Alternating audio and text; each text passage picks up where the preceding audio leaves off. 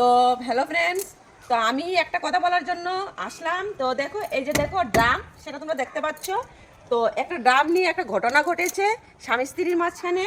তো এই ড্রামটাকে নিয়ে মানুষের ভিউ পাওয়ার জন্য অনেক ধরনের অনেকেই ভিডিও করছে। কেউ ড্রাম মাথায় নিয়ে পালিয়ে যাচ্ছে, কেউ ড্রাম দিয়ে স্বামীকে ভয় দেখাচ্ছে, লাইক ভিউ পাওয়ার জন্য অনেকে অনেক কিছু করছে, ঠিক আছে।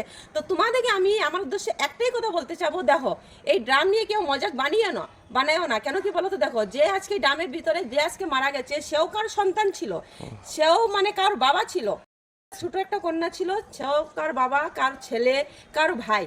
তো আজকে তাদের মধ্যে কি বিচ্ছে, মানে ওরা অনেক কষ্ট পাচ্ছে, ঠিক আছে। তো তোমরা যে এই ডাম নিয়ে সবাই মিলে যে একটা মজাক বানাচ্ছ, এটা প্লিজ কেউ করো না, ঠিক আছে। কেন কি বলো তো, তারাও ভিডিওটা দেখবে, তাদেরও খুব খারাপ লাগবে।